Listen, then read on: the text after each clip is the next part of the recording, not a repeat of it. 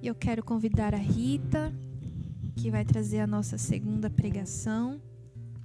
Convido você a estender as tuas mãos aqui, em direção a Rita, e peça que esse Espírito Santo continue falando conosco, que Ele possa continuar usando da vida da Rita para falar conosco, para comunicar aquilo que o Senhor deseja, para nos trazer qual é a vontade do Senhor, para que a palavra do Senhor possa fluir através da Rita e adentrar o nosso coração. Sim, Senhor, nós pedimos que o Senhor tome todo o intelecto dela, que o Senhor possa preencher ainda mais até transbordar, que o Senhor possa tomar toda a família, Senhor. Usa da vida da tua serva, Deus, para falar conosco. E nós queremos consagrar a Rita nas mãos de Nossa Senhora. Ave Maria, cheia de graça, o Senhor é convosco. Bendita sois vós entre as mulheres, bendito é o fruto do vosso ventre, Jesus. Santa Maria, Mãe de Deus, rogai por nós, pecadores, agora e na hora de nossa morte. Amém. Rogai por ela, ó Santa Mãe de Deus. Para que ela seja digna das promessas de Cristo.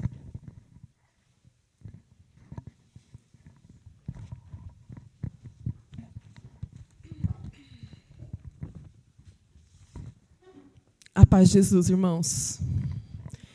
E antes de fazer o protocolo, de apresentação, eu queria te dizer que toda essa transformação que foi dito agora, que o Espírito Santo trouxe para nós, de transformação, de fazer nova todas as coisas, de ter zelo pelo nosso corpo, que é templo do Senhor, pela casa do Senhor, toda a restauração só é possível quando nós damos abertura ao Espírito Santo mesmo.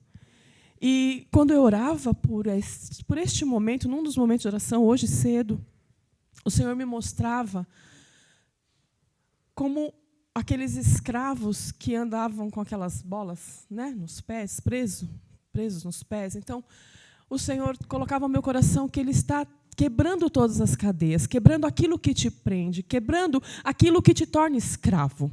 Que você, meu irmão, como eu, se sinta mexido, incomodado, é a palavra que o Senhor também traz. Quando a gente prepara uma pregação, o Senhor fala primeiro conosco. O Senhor fala primeiro conosco.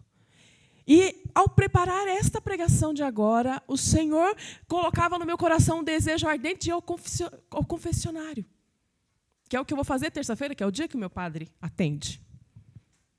Que não só esta colocação, mas todo este encontro, desde a primeira pregação até a última de amanhã, você se sinta incomodado, gere em você aí no seu interior uma queima, um negócio, um estranho, que você se sinta mesmo tocado pelo Senhor.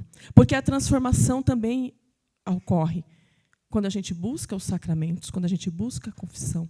Que o Senhor quer nos libertar, irmãos, mas nós precisamos dar passos. Então, como fez comigo um desejo de ir ao confessionário, o Senhor também faça em você o que for necessário, para que você realmente receba essa libertação que Ele deseja. Amém? Lembre-se, Ele está nos libertando, Ele está quebrando as cadeias. E uma das formas de libertação é quando a gente diz não ao pecado, diz não àquilo que nos aprisiona e buscamos a confissão. Que, como aconteceu comigo, aconteça com vocês também. Amém? Então, eu sou a Rita. Sou do grupo de oração Nossa Senhora das Graças, em Jandira, que participa a Isis também, que acabou de cortar o cabelo. Sou casada com o homem mais lindo da Diocese de Osasco, o Israel. Nós temos 2 filhos, da idade de muitos de vocês, o Mateus, de 21, e a Gi, de 16 anos, que ficaram dormindo, porque dorme até tarde. E somos casados há 24 anos. E é uma alegria estar aqui, é uma alegria pregar a palavra do Senhor, porque primeiro mexe com a gente, como eu já disse. Irmãos, vocês tiveram, então, a primeira colocação com a Josi, não foi isso? Ela falou do que mesmo? Filáusia, O que é filáusia? O amor desordenado por nós mesmos, Um egoísmo, enfim. E esse amor desordenado por nós mesmos gera várias doenças espirituais, que é o que vocês vão ver durante este encontro. As 3 primeiras filhas dessa Filáusia, né, os primogênitos desse amor desordenado, são 3 doenças espirituais, que é a que nós vamos ver agora. Então, nessa colocação, nós vamos ver 3, as primeiras. Por que elas vêm primeiro e por que elas estão juntas numa pregação só? Porque elas são também, vamos dizer, cabeça de chave. Nós estamos na época da Copa, né? Não tem um time que é como é que chama isso? É cabeça de chave? É? Tem um, depois vem mais 3 ali, né? Então, a mesma coisa. A Filáusia é a cabeça de chave dessas 3 que eu vou falar agora. Mas essas 3, que é gula, avareza e vaidade, gula, avareza e vaidade, são cabeça de chave de várias outras doenças também. Elas geram outras.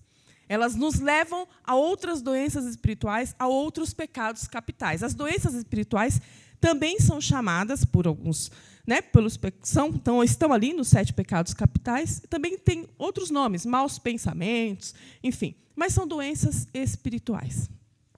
Então, nós vamos ver 3. Gula, vaidade e a avareza. Nós vamos ver as consequências dessas 3 doenças e como combatê-las. Tudo bem até aí?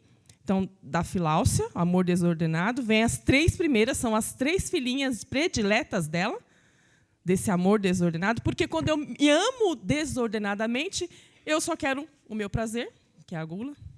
Eu não penso no outro, que é a avareza. Eu me envaideço, eu quero me exibir, me aparecer, porque eu me amo demais, eu sou a poderosa, que é a vaidade. Então, as 3 principais, ligadas a essa Filáusia, geram outras doenças. E nós vamos ver essas doenças num texto bíblico só, numa passagem bíblica, que é justamente a tentação de Jesus no deserto. Pegue aí, Mateus, capítulo 4.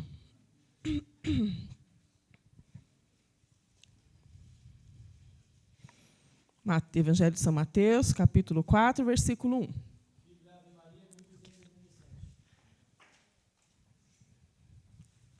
Tchau. Vamos com Deus.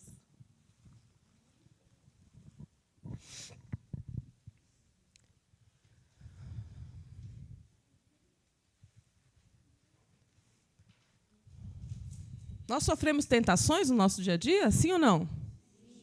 Poucas ou muitas? Pensei que era só lá em Jandira. E Jesus também, né, irmãos? Jesus também, uma passagem conhecida nossa. Jesus foi tentado, mas nós vamos ver, antes da tentação dele, o que aconteceu, quem conduziu Jesus e como ele combateu a tentação. Veja aí o texto, o que diz a passagem. Em seguida, Jesus foi conduzido pelo Espírito ao deserto para ser tentado pelo demônio. Jejuou 40 dias e 40 noites. Depois teve fome. O tentador aproximou-se dele e lhe disse: Se és filho de Deus, ordena que estas pedras se tornem pães.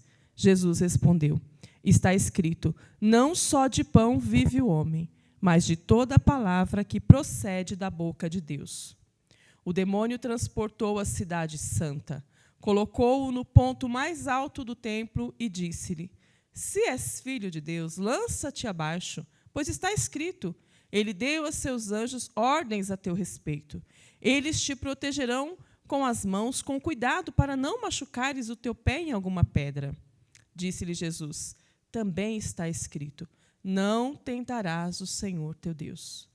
O demônio transportou uma vez mais a um monte muito alto e lhe mostrou todos os reinos do mundo e a sua glória, e disse-lhe: Eu te darei tudo isso, se, prostrando-te diante de mim, me adorares. Respondeu-lhe Jesus: Para trás, Satanás, pois está escrito: Adorarás o Senhor teu Deus e só a ele servirás. Em seguida, o demônio o deixou e os anjos aproximaram-se dele para servi-lo. Palavra da salvação. Vamos aplaudir a palavra do Senhor. Palavra que nos direciona nesta manhã. Irmãos, a mesma estratégia de Jesus. Primeiro, não. Quem levou Jesus ao deserto para ser tentado? O Espírito Santo. Jesus estava ali, ele tinha acabado de receber o batismo, ele estava ali preparado, estava com o Espírito Santo. Jejuou durante quantos dias? 40 dias e 40 noites. Qual foi a primeira tentação do demônio com ele? A fome. Porque o demônio é esperto. Ele é o mestre das coisas lógicas. Veja, se Jesus estava jejuando há 40 dias e 40 noites, o que ele estava sentindo? Nós também nos sentiríamos? Então, o demônio vai ali na sagacidade, na lógica, pegando a fraqueza inicial de Jesus. Por quê? É a lógica, se ele jejuou 40 dias e 40 noites, ele está com fome. Eu vou atacá-lo na fome. Vou falar para ele, vai, transforma, você tem poder, você não é filho de Deus, transforma essas pedras em pães e pronto, resolve o caso. É a mesma coisa ele faz conosco. Quais são as nossas fraquezas? Ele sabe também. Ele sabe onde nós somos mais fracos. Ele sabe onde nós estamos caindo com mais frequência. Quando você se propõe a fazer um propósito, se resguardar daquilo que tem te incomodado, que tem atrapalhado a tua vida espiritual, onde ele vai atacar, irmãos? Lá. É aí, nesse ponto fraco da gente. Mas todo ponto fraco nosso fica fortalecido pelo poder do Espírito Santo. Jesus estava fortalecido porque foi o Espírito que o conduziu ao deserto. Nas nossas provações, nas nossas tentações, a quem devemos clamar? A força do alto, a força do Espírito Santo, para não sucumbir à artimanha de Satanás. Nesse versículo, então, que é a primeira doença espiritual que a gente está vendo, diz isso, é a gula. É a primeira doença espiritual. E não pense que gula é só o quê? Comer muito. Como muito, muito, muito, sou gordinho. Não é só problema dos gordinhos. Tá? Já tirem da mente, isso não é questão só de quantidade. É todo o valor que eu dou ao alimento, a uma bebida, à droga. Não é só a comida também, é tudo que me dá prazer ao meu corpo. Pela alimentação, pela bebida, nesse caso. Porque também tem a outra doença, que é a luxúria, que é pelo corpo, pelas relações sexuais. Aqui não, é o alimento, a bebida, quando eu exagero, quando eu me amo tanto, que é a filáusia, que eu só quero buscar prazer em tudo que eu como. Então, as melhores comidas, as melhores bebidas. Eu não consigo me controlar. Eu não consigo pensar no outro que está sem, talvez, aquele alimento. Eu só quero aquilo porque me faz bem, porque agrada ao meu corpo, porque eu me sinto bem com aquilo. Eu não consigo dizer, não, poxa, já comi demais. Os santos padres da igreja dizem, uma regra básica para você enfrentar a gula, qual é? Saia da mesa, antes de eu falar do principal, mas uma regrinha simples, prática, saia da mesa sempre com um pouquinho de fome. Uma boa dica para o retiro já, né? Para os almoços de retiro, que é boa comida de retiro, né, gente? Não é? Excelente? Eu que não como feijão, difícil comer feijão, mas, nossa, no retiro come, põe aquela farofa, põe a salada, o prato fica do tamanho não sei do quê. Dica, já vamos, emagrecer um pouquinho. Então, os santos padres diziam isso. Uma regra simples para você evitar o pecado da gula, em relação assim, à quantidade. Saia sempre da mesa com um pouquinho de fome. Mas por que a gula é a primeira das doenças que a gente está vendo, né? Depois ali da filáusia. Por quê? Engraçado, irmãos, que a gente menospreza este pecado capital. Eu mesmo, antes de preparar, gula, né? Deve ser isso aí para coisa de criança. A gente já está em outro patamar, em outro nível. Nós subestimamos a gula. E os santos padres da igreja dizem, cuidado com a gula. Porque, olha, eu vou dar uma dica. Uma dica não, algo que eles também disseram. Todo homem ou mulher que cai no pecado da luxúria, né, da fornicação, sempre não conseguiu resistir ao pecado da gula. Veja, não é que todo que tem problema com a gula vai ter problema com a luxúria. Não é isso, é o contrário. Todo aquele que tem problema aqui com a luxúria, que é uma das doenças que vocês vão ver no decorrer do dia, que tem problema aqui com essa doença espiritual da luxúria, ele não tratou bem, ele não se livrou da doença da gula. Vejam como é importante. Tem vou ler aqui porque eu não decorei, tá?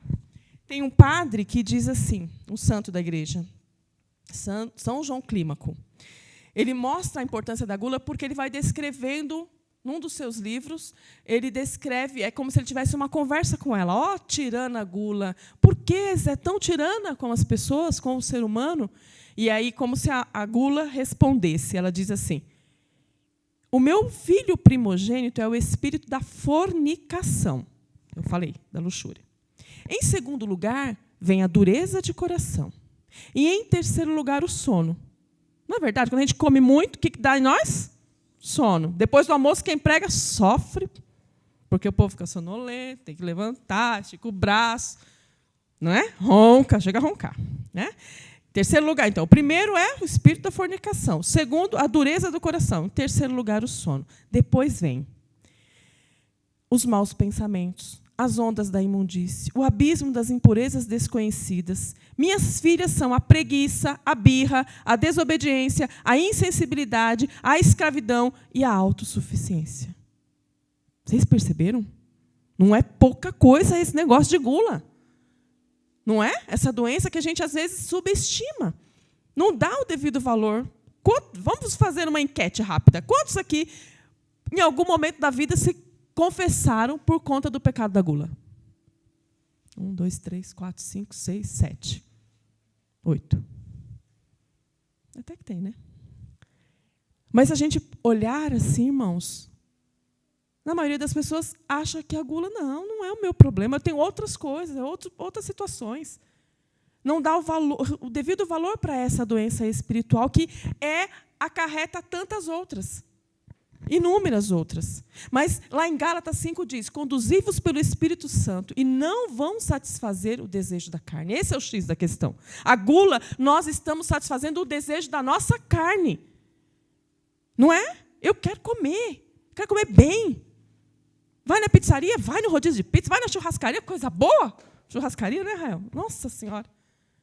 A gente quer satisfazer o desejo da nossa... Não há problema em se alimentar bem, irmãos. Não é isso, tá? Não está dizendo ninguém, não vai mais churrascaria, pizzaria, nada, comer hambúrguer. Não é isso.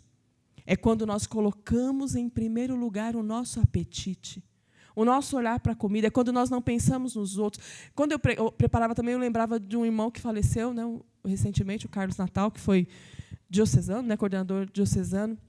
Eu lembro de um dos retiros nossos que ele sempre ficava o último da fila.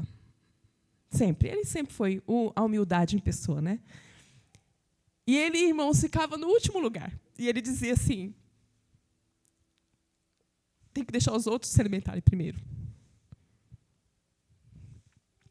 Às vezes, retiro falta. A gente viveu o retiro de coordenadores recentemente, o arroz demorou para fazer, tinha que esperar, ficamos um tempinho esperando. Quem que tem que ser os últimos? Não são vocês que estão fazendo o retiro, nós que estamos trabalhando é que vamos ficar por último também. Eu aprendi muito com ele nesse retiro, que eu olhava, ele era o último, ele é a esposa. O último. Não importa, se acabar, ele vai se virar, ele vai sair comer um lanche. Mas ele ficava por último. Às vezes, nós não. Nós queremos ser os primeiros, nós colocamos aquele prato de comida enorme. E os outros, como é que vai ser? Vai ter gente? Vai ter comida? Às vezes falta, irmãos. Às vezes estamos comendo bem na nossa mesa e tem pessoas da nossa família sem o alimento.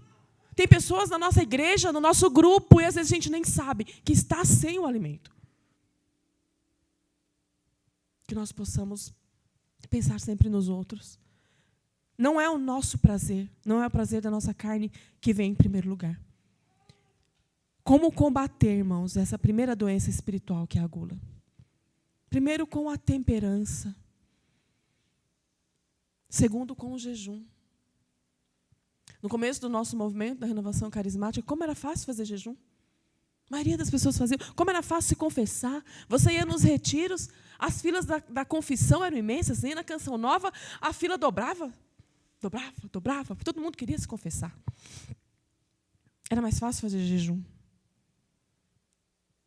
Agora, a gente tem tido um comodismo espiritual, que, às vezes, até o jejum, a gente não tem feito da forma que agrada ao Senhor. Nossa, como que eu faço jejum? Como que é? A igreja tem 2 dias que são jejuns obrigatórios, né? Jejuns e penitência, quarta-feira de cinzas e a sexta-feira santa. Mas há outros tipos de jejuns prescritos pela igreja. O jejum da igreja que você toma, é chamado jejum da igreja, que você toma o café da manhã, moderado, não é para comer também, né? Uma pizza, um hambúrguer, depois você vai fazer o jejum durante o dia. Não. Um café, um pão, um leite, depois você faz uma refeição só no dia, ou almoço ou jantar. Não come nada também nesses intervalos. É o jejum da igreja. Tem outros tipos, né? Jejum a pão e água, jejum à base de líquidos, toma esse café moderado e toma líquido, assim, chá, sopas durante o dia. E aquele jejum total, que é o café da manhã normal, mas depois somente água no restante do dia. Você pode escolher o melhor jejum para você. Tem o jejum de Daniel, que muitas pessoas fazem, né? Um propósito específico. A gente geralmente faz, nós temos um trabalho com casais, e a gente costuma fazer todos os casais da equipe esse jejum de Daniel, que são de 21 dias. Se alguém não conhecer e quiser, é só colocar na internet, tem na Canção Nova, explicando o que é esse jejum de Daniel. Que você tira um alimento e faz umas orações, né, lê as passagens bíblicas em cada um dos 21 dias. Então, você pode escolher, mas combata a gula por meio do jejum. Essa é a forma. Se você está com dificuldades, a gula em todos os sentidos, né? É uma bebida, está bebendo, né, o que não deveria, comendo, olhando para o alimento de uma forma, amando desordenadamente o seu corpo para que receber este alimento, para olhar para este alimento com um enfoque diferente do que é agradável ao Senhor, vamos fazer no jejum. O jejum mortifica a nossa carne. A quaresma a gente sente isso, né? Quando tem que fazer os 40 dias e escolhe uma penitência. Minha Nossa Senhora, né? Escolhe, eu que adoro chocolate. Ai, Jesus, 40 dias sem comer chocolate. Ai, 40 dias sem comer um docinho após o almoço. Meu problema é doce. Então, o problema do Raio é carne, né? Que é carnívoro ao extremo. E justamente a quaresma cai sempre no aniversário. O aniversário dele cai sempre na quaresma. Então, aquele dia de fazer um churrasquinho, né, já não dá, se optar, né, por fazer a penitência. Mas o que acontece? Ali nós estamos nos mortificando. Aprendemos também nesse período de quaresma, quando deixamos de ingerir um certo alimento. Você está dizendo, olha, minha carne, eu consigo lutar contra você. Eu sou o senhor do meu corpo. Eu sou senhor da minha carne. Esse é o X da questão. A gula nos impede de viver isso, de dizer, sou eu que mando, vamos dizer assim. Não vou fazer a vontade da carne. Esse é o X da questão. E a gula não nos deixa dar essa resposta. Quantos tentam fazer um propósito na quaresma? Não vou comer carne, sei lá. E cai. Não consegue até o final. Por quê? Acabou ali faltando as forças necessárias, faltando a força do Espírito Santo para se manter firme e lutar contra esse desejo. Tem o nome da gula, no grego, até o texto que a gente se baseou para estudar essa pregação, falava assim, parece ser snob, né, dizer um texto em grego, um termo em grego, parece que eu sei grego, né? Não é isso, tá, irmãos? É porque o nome em grego nos ajuda a entender o problema da gula. A gravidade dessa doença, que traz outras. Em grego é assim, gastrimargia. Gastro em grego, por isso que a gente vai, faz uma, como é que chama? Vai no gastro, né, para falar de fazer endoscopia, para cuidar dos problemas do estômago. Então, gastre é estômago. E margia é loucura. Então, a gula tem esse nome, gastrimargia, porque a loucura do estômago é se perder pelo estômago, é se perder pela boca. E São Paulo, em uma das cartas, eu acho que é Filipenses, deixa eu ler aqui. Filipenses 3, não precisa pegar, que a gente não vai sair desse texto, eu pego só aqui. Filipenses 3,18 diz assim.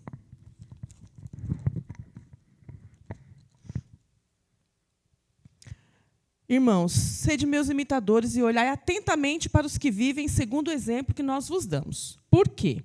Há muitos por aí de quem repetidas vezes vos tenho falado, e agora o digo chorando, que se portam como inimigos da cruz de Cristo, e cujo destino é a perdição, cujo Deus é o ventre, para quem a própria ignomínia é causa de envaidecimento, e só tem prazer no que é terreno. Nós, porém, somos cidadãos do céu. Aqui ele está falando que as pessoas que têm prazer só no ventre, então, quando São Paulo usa essa expressão ventre, ele está se referindo ao nosso aqui, né, ao estômago, tudo que entra aqui, que nos causa essa alegria, esse prazer. Então, que nós saibamos disso, que se estamos enfrentando essa dificuldade, qual a forma de combater? Pelo jejum. O jejum é uma das práticas espirituais. Na quarta-feira de cinzas, a leitura do dia fala das 3 práticas quaresmais. Jejum, esmola e oração. São essas mesmas, irmãos. essas 3 práticas que nós vamos combater as 3 doenças espirituais que a gente vai falar agora nessa colocação. Então, para a gula, qual é a prática? O jejum. E os 2 textos que vocês vão se basear, depois vocês podem reler em casa, aqui a tentação de Jesus no deserto, e o paralelo é qual? O Sermão da Montanha. Se a gente virar 2 páginas, mas não precisa pegar, virar 2 páginas no Evangelho de São Mateus, tem o Sermão da Montanha. Lá fala do jejum. Qual é a dica de Jesus? Ele está falando para uma multidão.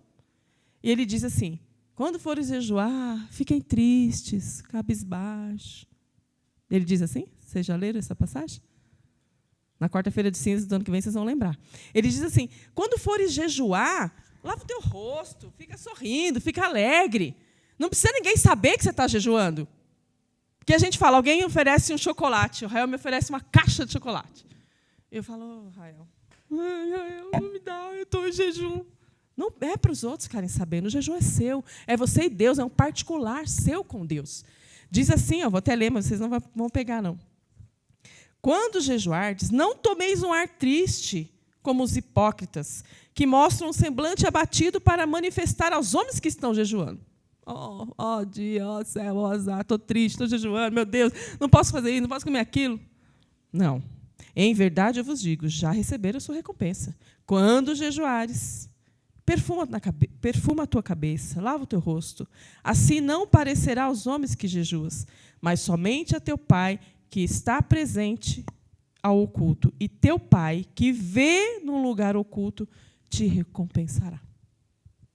Quem é que vai saber que eu estou jejuando? Só o Senhor. E não é passar fome. Eu tenho problema com a gula, eu vou ficar sem comer, é isso. Não. É a prática espiritual. Não é deixar de comer por deixar de comer. Não é simplesmente diminuir a quantidade no prato. Não.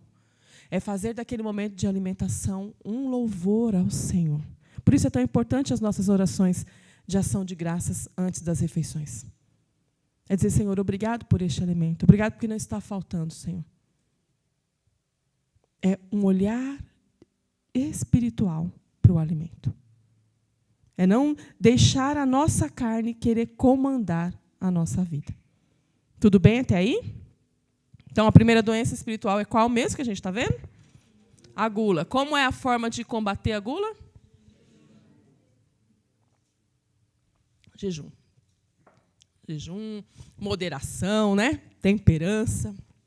Muito bem, vamos para a segunda. Jesus. A segunda, aí na passagem da tentação de Jesus no deserto. No versículo 5 diz assim, o demônio transportou a cidade santa.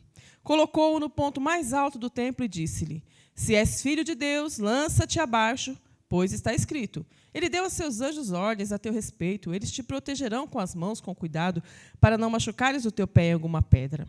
O que Jesus está tentando? O que o demônio está tentando Jesus aqui?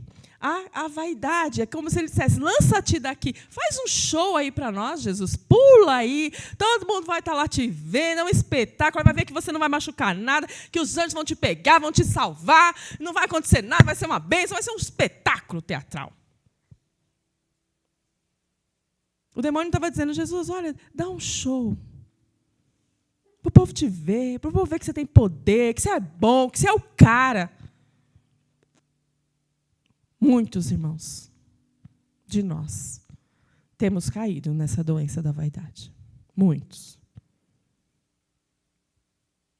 Porque a vaidade tem outros nomes. É soberba, é vanglória. O que é vanglória? É uma glória vã, é uma glória vazia, é uma glória que eu coloco os holofotes sobre mim e não sobre Ele, que é o autor da vida, que é o que pode todas as coisas. O diabo estava ali testando o Senhor, porque você tem poder, ele sabia do poder de Jesus. Estava testando, faz isso para o povo ver aí. Nossa, vai ser um espetáculo, vai ser uma maravilha, o povo vai te ver. E quantos de nós temos feito isso? Se nós não tomarmos cuidado, as redes sociais nos favorecem, não é assim? O que a gente posta ali? Irmãos, eu falo que eu também tenho Facebook, né? E tomo, às vezes eu me preocupo. Nossa, por que estou colocando isso? Não é? Por quê? a gente precisa se policiar, porque vem a tentaçãozinha. Coloca, vai ficar legal, todo mundo vai ver que você foi pregar lá em Jabuticabal, sei lá onde, Bebedouro, não sei. Tira foto com a Lucimar, nossa, a gente quer, né, tirar. A gente não resiste, irmão, mas acaba tirando. Mas com cuidado, com moderação. É um alerta para nós. Toda vez que a gente colocar os holofotes sobre nós estamos caindo neste pecado aqui, que é a tentação de ser visto, de ser notado. Quantos jovens por aí, não é? Caem nesse problema. Pensem, nós ainda caminhamos na igreja, mas aqueles que não caminham, irmãos, que é um tal de se exibir, exibe para ganhar a paquerinha, para ganhar a namorada do outro, exibe para chamar atenção, exibe.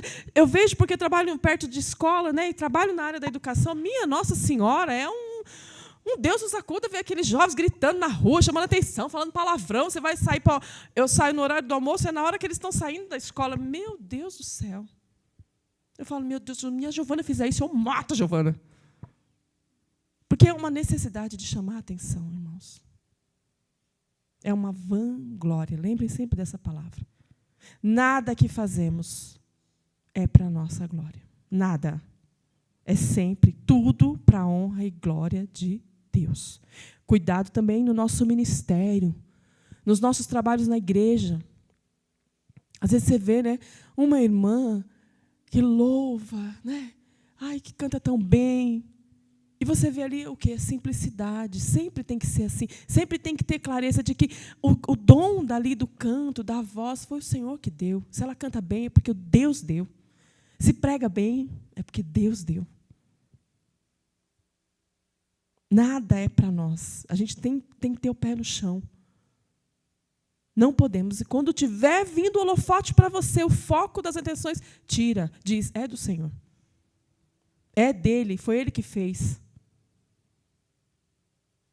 Muito cuidado, porque a vaidade cega. A vaidade faz com que a gente esqueça dos outros, irmãos. Que a gente e nos tornamos egoístas, porque eu só penso em mim. Nossa, eu que tenho que aparecer. E nossa, aquela pregação lá, nossa, eu tenho que. Jesus, tem que ser melhor do que a da Jô. Não, irmãos, é o Senhor que usa cada um de nós. Ele que faz, a pregação é dele. Quando a gente sai para pregar, ministrar, Senhor, olha, os jovens que estão ali são seus. Faz da forma que o Senhor quer. Usa do jeito que o Senhor quer. Fala através de mim do jeito que o Senhor quiser. Não sou eu, é o Senhor. Cuidado. Livrem-se também desse mal que é a vaidade, né? que nos faz querer a glória para nós. Tudo é para a glória do Senhor. Como que a gente combate esse pecado, essa doença espiritual da vaidade? Com a oração. Porque na oração nós damos glória, a verdadeira glória a quem merece. Quando nós louvamos ao Senhor, estamos dizendo, toda a honra é para ti, Senhor. Glórias sejam dadas a ti. Então, a nossa oração, nós estamos dizendo, Senhor, eu dependo de ti, é o Senhor que fez todas as coisas, é o Senhor que me deu este dom, é o Senhor que me fez assim. A glória é tua. Então, a forma de combater é pela oração. E o Sermão da Montanha, capítulo 6, né, que a gente já falou, da parte do jejum, também fala da oração. Vou ler, vocês não precisam pegar. Diz assim, quando orardes, não façais como os hipócritas, que gostam de orar de pé nas sinagogas e nas esquinas das ruas, para serem vistos pelos homens. Em verdade, eu vos digo, já receberam a sua recompensa. Quando orares, entra no teu quarto, fecha a porta e ora ao teu pai em segredo. E teu pai, que vê no lugar oculto, te recompensará. Aquela passagem da Bíblia, eu não lembro agora qual o evangelho, que tem dois rezando, né? O fariseu, o publicano, o que é bambambam, o que acha digno de tudo, ele ora em pé, ele ora com uma petulância, dizendo, Jesus, eu sou muito bom, não sei o quê.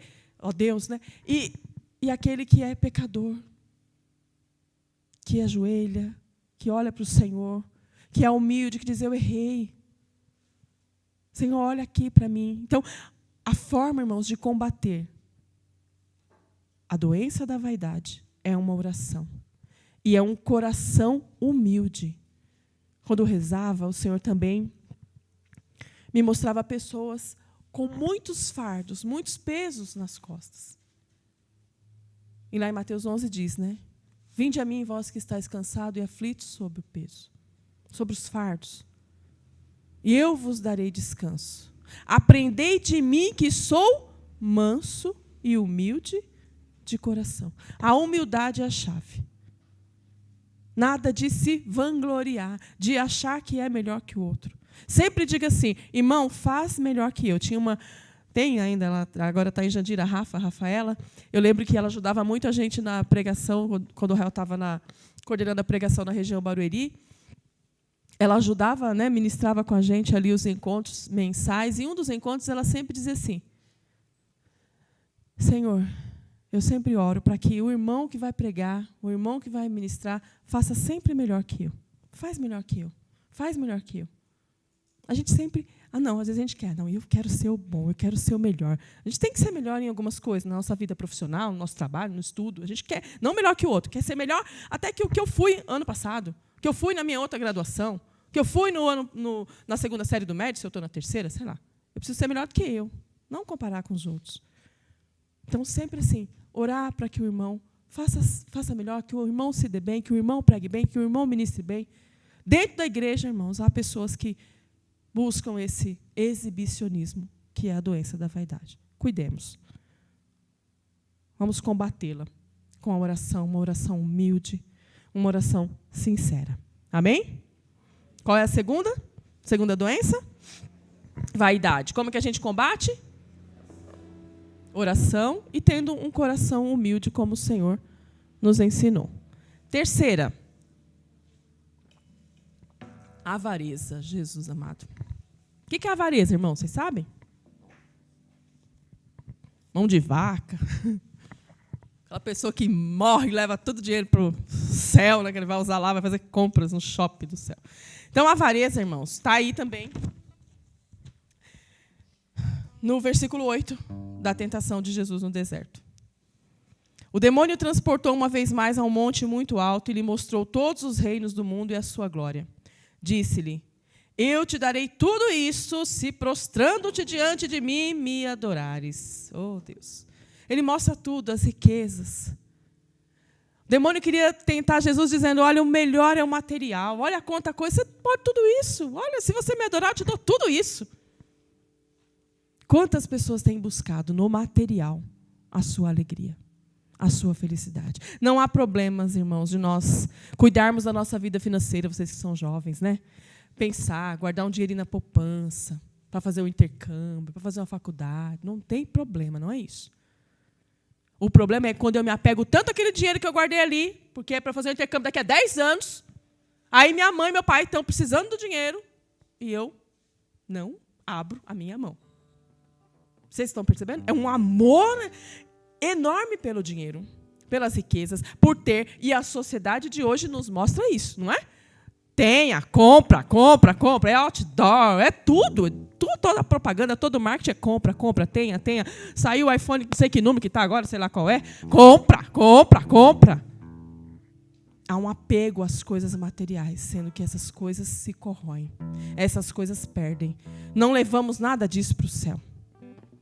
Como eu disse, o problema é a mesma coisa da gula. O problema não é o alimento, o problema é como eu olho para o alimento. O problema não é o dinheiro, o problema é como eu idolatro, é como eu lido com o dinheiro, é como eu vivo com esses aspectos. Quantas pessoas sofrem dentro de casa?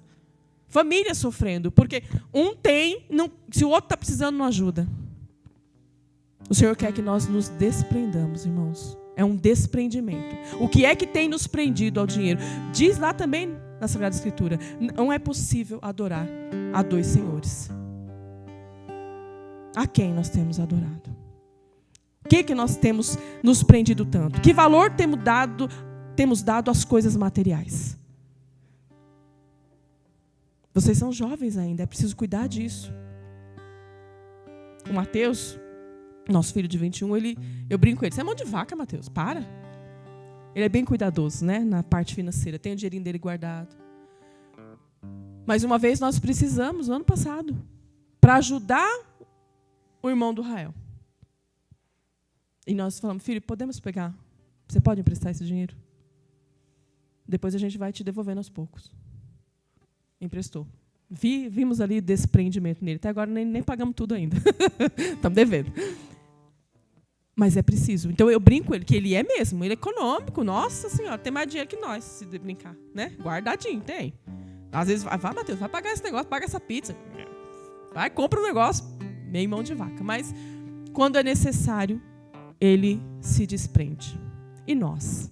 Veja, irmãos, a gente precisa, nessa questão da avareza, pensar em vários aspectos.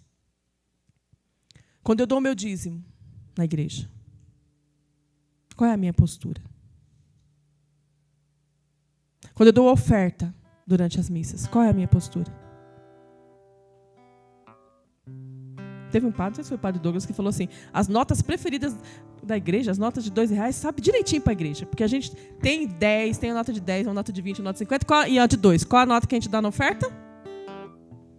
2.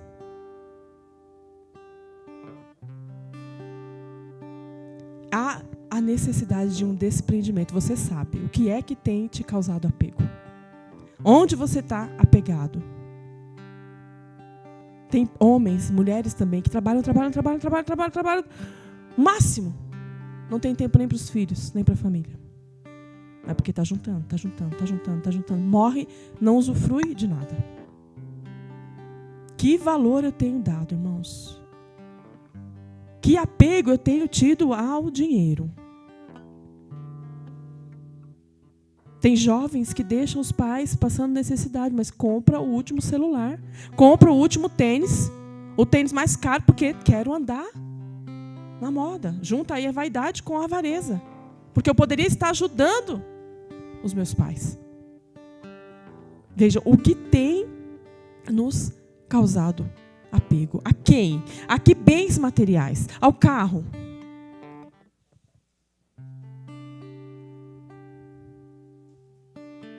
A roupa, o tênis, ao celular, ao próprio dinheiro, o quê? Tem gente que ama mais o carro do que os filhos. Cuidado, porque a avareza gera outras doenças. Então, ela gera uma falta de misericórdia para com os outros. Uma falta de compaixão. Eu só quero ter. E aí eu me afasto de Deus, porque se eu só quero ter, eu busco pelas minhas forças. E quando eu busco pelas minhas forças, eu estou dizendo que eu não confio em Deus. Não confio na providência divina. Quando eu rezava também, o Senhor me lembrava daquela passagem de Elias com a viúva de Sarepta. Deus manda Elias para essa região falar com uma viúva, que uma viúva iria cuidar dele.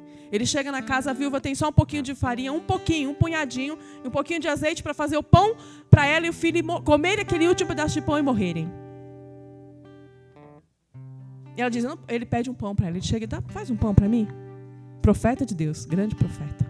E ela diz, não posso fazer para você, porque eu estou fazendo, só falta esse pouquinho aqui, é para mim e para o meu filho, nós vamos comer e vamos morrer. E ele diz, faz, que não vai faltar. É isso que o Senhor manda dizer para nós, irmãos. Confia. Não fica buscando, esquecendo dos outros, esquecendo que é Deus que dá. Lá está escrito, buscai primeiro o reino dos céus e todas as outras coisas serão acrescentadas. Que nós temos buscado? Que valor temos dado às coisas materiais que temos esquecido de que é tudo providência de Deus? Para a viúva não faltou, irmãos. A vasilha não secou, o azeite transbordava. Não faltou, ela não perdeu nada em ajudar um profeta de Deus. Será que nós temos nos prendido tanto às coisas materiais, deixando de ajudar um próximo? Ajudar alguém? Pense nisso, leve para a vida toda essa questão da avareza. Vão crescendo, vão casando e pensando nisso. Eu tenho deixado de ajudar alguém. Eu posso e tenho deixado de ajudar. Eu tenho esquecido de confiar na providência de Deus, só buscando com as minhas forças. Jesus disse aqui, não tentes, né? Para trás, adorarás o Senhor teu Deus e só a Ele servirás. É o Senhor que nos dá confiança na providência divina, nos faz esquecer das coisas materiais, porque as coisas materiais não vão conosco para o céu. E não nos levarão para o céu. O apego às coisas materiais não demonstra que nós não confiamos em Deus. Demonstra que nós não temos compaixão do outro. Demonstra que nós não entendemos o real valor das coisas materiais, das coisas deste mundo. este mundo passará. Mas quem é de Deus não se apega às coisas deste mundo. A raiz de todos os males é o amor ao dinheiro, disse São Paulo na primeira carta a Timóteo. Não sejamos egoístas, irmãos. Não sejamos mesquinhos. Pensemos sempre no outro. Essa parte dessa doença que mexeu muito comigo também, de manhã, orando agora de manhã. O que eu tenho me prendido? O que eu tenho buscado? Como é a minha postura? Foi essa que me fez mais querer ir ao confessionário. Como eu tenho dado meu dízimo? Eu ficava me perguntando. Como eu tenho dado a minha oferta, Senhor, nas missas? Como eu posso ajudar outras pessoas? Eu tenho ajudado tão pouco, Senhor. Que sejamos desprendidos, irmãos, dessas coisas. Veja, como eu disse, não há mal algum em nós nos prepararmos, em nós guardarmos um dinheiro, pensarmos nisso, mas o mal é quando eu olho para aquilo, eu trabalho só para aquilo, para ter. Eu não espero que o Senhor fale, olha, faz isso. Faça isso, ajude isso, leve isso, doe isso. Eu não escuto a Deus. Eu só, esse dinheiro é meu, eu vou guardar. Escondo, tranco lá, ninguém mexe. Esse é o problema. A forma como eu lido com o dinheiro. Como a gente combate a avareza, irmãos? Com a esmola. Com a caridade. Que é a terceira prática quaresmal, que está lá no Sermão da Montanha. Diz assim.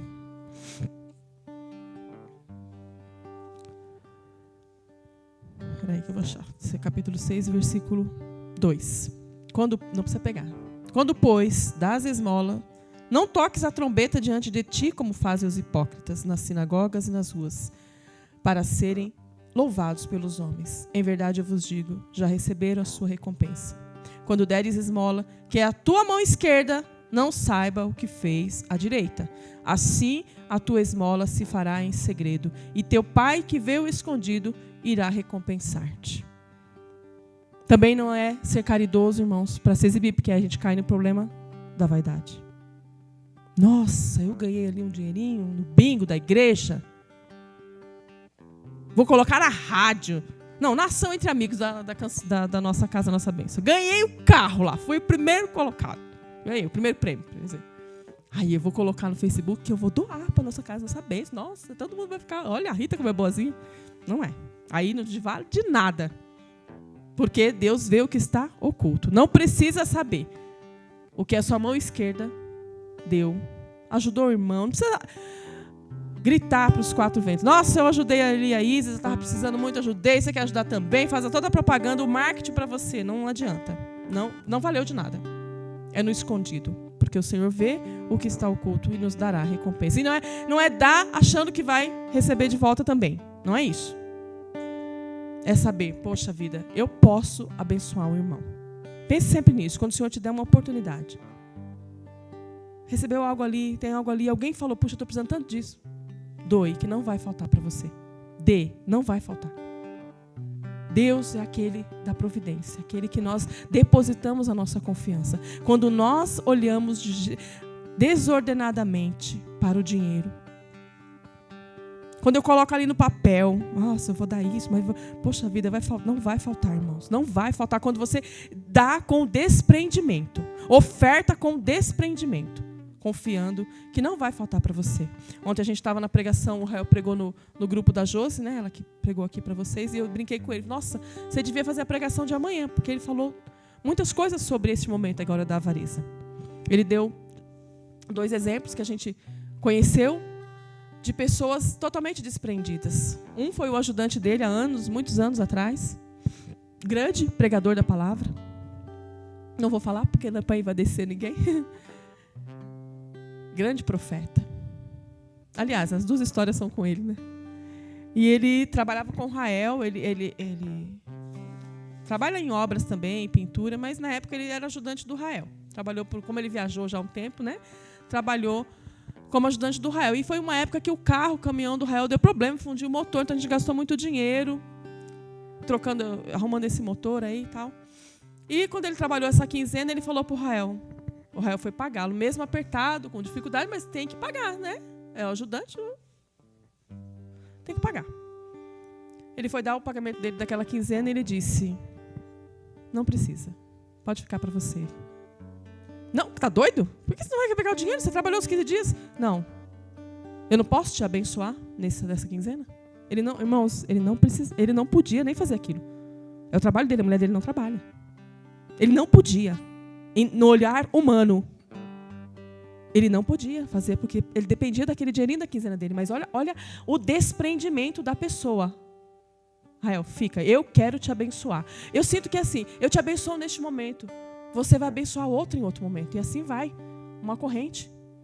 Num outro episódio, também com ele, vocês devem conhecer o Wilson, cadeirante, não conhecem?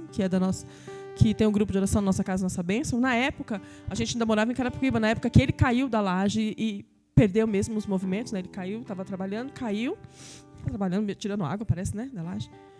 Ele caiu, então ele ficou hospitalizado muito tempo, alguns irmãos acompanharam, e este irmão, o ajudante do Rael, né? Era muito amigo do Wilson. Faziam muitas pregações juntos, saíam muito juntos na missão. E durante o ano todo ele guardou um dinheirinho para comprar a bicicleta para o filho dele. Na época, finalzinho do ano, outubro para novembro, se eu não me engano, aconteceu esse acidente aí com o Wilson. E o Wilson ficou internado muito tempo, sem trabalhar, sem receber dinheiro do INSS. Então as dívidas acumularam na casa dele, faltando tudo, alimento. Esse irmão chegou para o filho e falou: filho, nós juntamos durante o ano o dinheirinho para comprar a sua bicicleta. Mas agora o tio Wilson sofreu um acidente. O tio ficou hospitalizado, não tá com dívida na casa, não tem nem alimento. Nós podemos doar esse dinheiro para o tio Wilson? O que o filho respondeu? Sim, pai, doa. Porque o filho vê o exemplo também do pai, né? Eu ficava pensando nessa época da história: meu Deus, se fossem os meus filhos, acho que não teria esse desprendimento. Vejam como é sério. É um desprendimento, irmãos. É saber assim, com certeza ele comprou a bicicleta depois, porque Deus não deixa faltar. Deus não vai deixar faltar também para você. Em qualquer momento da tua vida, seja desprendido. Não tenha apego a nada deste mundo, porque a traça vai corroer. Tenha apego à sua vida, tenha apego a saber que é cidadão do céu e é que é para lá que nós vamos. Não nos apeguemos a nada deste mundo, porque não vai nos levar ao céu. Veja, nós vimos as 3 primeiras doenças espirituais, que a partir delas vêm as outras. Como da filáusia vem essas 3, dessas 3 vêm as demais. É uma árvore genealógica que vai desencadeando. Mas nós vimos aqui as formas de combatê-la: o jejum, a esmola e a oração. Pensamos agora a este Espírito Santo, que possa nos ajudar, nos fortalecer nessa vida espiritual, para que possamos fazer o jejum agradável ao Senhor, para que possamos fazer a caridade agradável ao Senhor e que possamos ter uma vida de oração agradável ao Senhor. Fiquemos de pé. Vamos clamar o Espírito Santo. Só Ele, irmãos, é que vai nos dar a certeza de ganhar o céu. Só Ele é que vai nos ensinar a ser desprendidos. Só Ele é que vai nos tornar pessoas melhores. Só Ele é que vai nos renovar. Há uma luta, irmãos. É um combate. Vai vencer a Rita velha ou a Rita nova? Vai vencer aquela que a gente alimentar. O que eu tenho alimentado na minha vida espiritual? Apego ou desapego?